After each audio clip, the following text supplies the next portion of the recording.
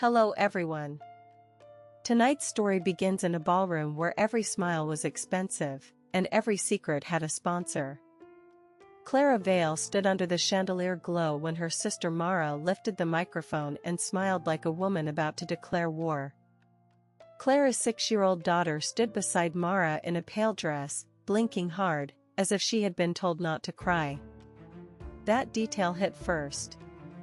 Not the cameras. Not the donors. The child's tight little mouth. The way her fingers gripped Mara's bracelet.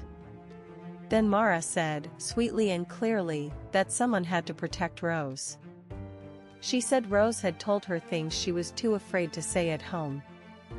Things about screaming. About locked doors. About a mother who disappeared when the wine came out. Clara did not move. Around her, the room leaned in for the spectacle. The kind of people who donated millions loved a scandal as long as it came with dessert. Clara finally spoke, low and controlled, and told Mara to take her hand off her daughter. Then the room went silent. One camera shutter clicked. Then another. An hour earlier, Clara had noticed the wrongness before anyone had said a word. Wealth made everything look controlled, but it also made small fractures louder. A mismatched cufflink. A too fast smile. A child rehearsing answers. Mara had arrived in cream silk and perfect concern, the kind that could be mistaken for kindness by anyone who wanted to be fooled. Their mother used to say Mara was the pretty one, and Clara was the careful one. That had sounded harmless when they were girls. It sounded deadly now. Clara looked across the suite at Rose, who sat on a velvet ottoman with her legs neatly together. Her daughter's shoes were still on, though she had rubbed one heel red. Clara saw it and filed it away. Hurt children noticed things. So did hurt mothers. Clara asked softly if Aunt Mara had told her to wait in the room. Rose said Mara had told her the reporters would scare her. Then Mara touched Clara's arm with careful intimacy and said she was too exhausted to handle this night alone. She mentioned the board, the hospital photo, and optics. Clara remembered that leaked picture from the pediatric clinic. Someone inside the family had fed it to the gossip sites. Clara knew it. She just had not proven it yet. Then her phone buzzed. One text from an unknown number. Check the black binder in the coat room. Don't trust the guest list. Clara read it twice. Mara was already watching her. She warned her not to make things harder. Clara felt the old family lesson settle into place. In their world, kindness was a weapon only when it was sincere. Mara was never sincere. So Clara kissed her daughter's hair, picked up her clutch, and smiled like a woman who had not yet decided where the knife was hidden. Clara moved quickly now, but carefully. She did not want to look frantic. Frantic women were easy to discredit. Careful women survived. She slipped through the side corridor in a black satin gown that felt suddenly too tight at the ribs. The coat room smelled like starch, perfume, and old money. On a shelf near the back, half hidden behind a row of valet tags, sat a black binder. Clara opened it with both hands. Inside were printed emails, a draft petition, and a page of notes in Mara's sharp, slanted handwriting. Her breath caught. Not because of the words. Because of the method. Mara had built a story. She had collected fragments, polished them, and arranged them like evidence. It was elegant. It was cruel. It was exactly what a family like theirs could afford to do. One page showed a timeline. Clara's grief counseling appointment. A school pickup she had missed after a board emergency. A note about Rose saying she wanted to stay with Aunt Mara for one more night. Beside each line was a date, a margin comment, and a red mark like approval. Clara heard the ballroom microphone crackle again. Her name. Mara was buying time. She was probably already on stage, smiling for the donors, while the room gathered its own version of truth. Then footsteps stopped outside the door. Someone asked for the guest folder. Clara shut the binder. Her hand steadied. Her eyes moved through the room, measuring exits and angles. There was a pattern here. Mara always believed she was the smartest person in the room. That made her careless. Clara slipped the binder into her clutch and turned off the overhead light. In the dark, she heard her own breathing. Slow. Measured. A woman preparing to ruin someone politely. When Clara returned to the ballroom, the room had already chosen its favorite version of her. It was the version that fit Mara's story. The version with too much grief, too much stress, too much silence. Mara stood beside the auction podium with one hand resting on Rose's shoulder, a gesture so tender it made Clara want to choke. 2 board members flanked her. 1 donor leaned in. Someone had already dimmed the house lights just enough to make the stage feel like a confession booth. Mara said everyone cared about Clara, but care did not mean ignoring risk. Then she announced, with perfect calm, that she had petitioned for temporary guardianship of Rose until Clara was evaluated and stabilized. The word stabilized landed like a slap. Clara heard gasps. She heard someone whisper that this was unfortunate. She heard a woman in pearls say, "Oh my God," with the hungry relief of a person spared from the mess. Rose looked up at Clara then, confused and frightened, and that was the part that nearly broke her. Not the accusation. Not the board. Her daughter's face in the white light, trying to understand why adults were speaking about her like property.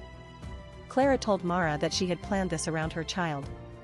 Mara answered with a soft smile and said she had protected her. Clara should be thanking her. Mara did not raise her voice. She did not need to. The room was doing the work for her. Clara felt the humiliation move through the audience like a current, and for one terrible second she knew what losing looked like in public. It looked polite. It looked careful. It looked like everyone pretending this was concern. Clara's fingers tightened around her clutch. The black binder inside felt suddenly heavy, like a brick of truth nobody would let her lift yet. Clara did not go back out immediately. She walked into the side salon with the calm of a woman carrying her own trial record. Her pulse was loud in her ears, but her face stayed still.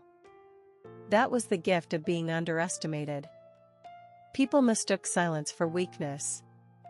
On the small table sat a cream envelope stamped with the seal of her father's law firm. She had not seen that seal in 3 years. Inside was a letter, a notarized copy of a trust amendment, and a storage card labeled with one word. Rose. Clara read the letter first. Then she sat down, very slowly. Her father's attorney had suspected Mara months ago. The trust amendment had been altered after Clara's mother died, just enough to give Mara emergency authority over Rose's schedule, school access, and medical records. Just enough to build a case. Just enough to make a lie look legal. Beneath the papers was something worse. A printed transcript from a voicemail recording.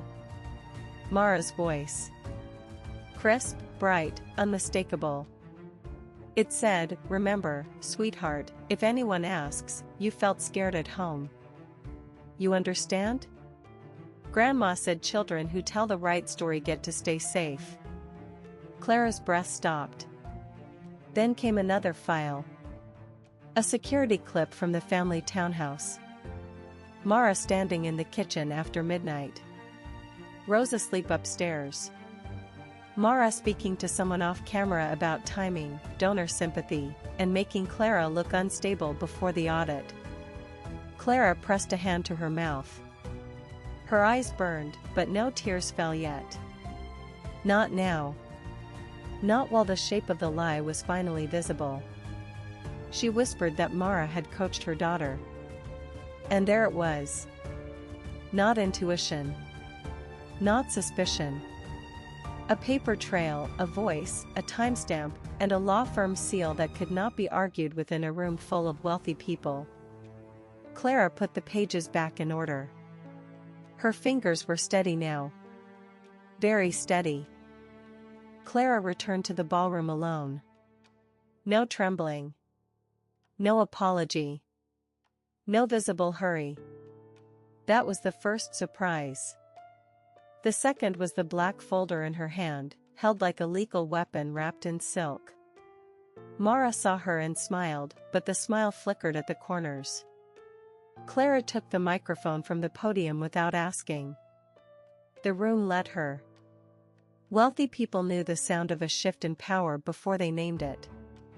Clara told everyone, evenly, that before another word was said, they should see what Mara had been hiding. The first document hit the screen. Then the room began to murmur. Clara read only what she had to. The trust amendment. The midnight recording. The security clip. Mara's own voice filled the room, smooth as poison, saying that if Clara looked unstable, they should move fast. Donors forgive grief. They do not forgive embarrassment. Mara went white. Not dramatic white. Real white. The kind that strips a face of money, polish, and certainty. She hissed for Clara to turn it off. Clara answered quietly that Mara wanted witnesses. Rose was suddenly visible in the back row, safe with the family attorney and wrapped in a blanket. Not a hostage. Clara played the final file. The text trail. The forged school emails. The copied medical note. Every polished lie, one after another, flattened under the light. The donors stared. The board members looked at one another. Security moved toward the stage. Clara said Mara had used her child because she thought Clara would stay quiet. She was wrong. Mara opened her mouth, but there was nowhere left for her voice to land. The room had already decided. By midnight, the story had changed hands. Board members had begun calling their lawyers. The charity committee suspended Mara's role before the final dessert course. 2 donors demanded the original emails. The family attorney collected every document Clara had brought and asked for duplicates. That was the strange thing about power. In the right room, it could vanish with a stack of paper and a recording of the wrong voice. Clara stood in the hallway with Rose tucked against her side, feeling the child's weight settle back into a place that had been empty and aching for too long. Rose was quiet. Not because she was guilty. Because she was tired and frightened and old enough to know adults could make a mess of love. Rose asked if Aunt Mara was going away. Clara knelt and smoothed her hair. Her own throat tightened. She told her that Mara would have to answer for what she did, but Rose was safe. That was what mattered tonight. A security guard at the end of the hall pretended not to listen. Clara had already sent one email from the ballroom to the foundation board, the school, and her attorney. By morning, her name would no longer be attached to unstable or unfit. It would be attached to decisive, to protective, to impossible to corner.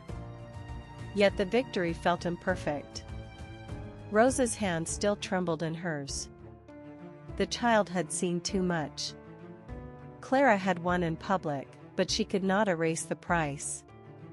She kissed Rose's forehead and listened to the building settle around them, all velvet silence and polished regret. Hours later, Rose was finally asleep.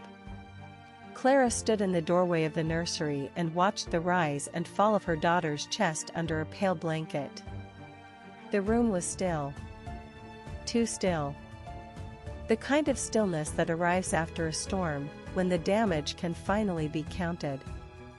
She set the black binder on the dresser. The law firm would keep it now. So would the police, if it came to that. Her phone buzzed with messages she did not answer. Apologies. Condolences. Careful little notes from people who had watched her humiliation and now wanted to be on the right side of her recovery. Then she saw the bracelet. A slim silver chain with Mara's initial on a charm. Rose must have been wearing it at the gala, then slipped it into her pocket. Or had Mara placed it there? Clara could not tell. The question sat in her chest like a stone. Either way, it was a reminder. Not every wound announces itself when it begins. Clara whispered that she would never let anyone use her child again. She closed her hand around the bracelet, not as a keepsake, but as evidence that love in their family had too often worn a borrowed face. Outside, the city kept shining. Inside, Clara did not feel victorious exactly. She felt awake. Which, for her, was the beginning of something more dangerous. And if Mara's name was the only one hiding in that paper trail, that was another story. She stood there in the soft lamp glow, listening to her daughter breathe, and let the ache stay where it was. Some victories do not heal. They simply tell the truth. And that's where this one ends. A little triumphant, a little bruised, and impossible to forget. If you want more stories of secrets, status, and the kind of revenge that arrives wearing perfume, stay close. Because the next one is even sharper.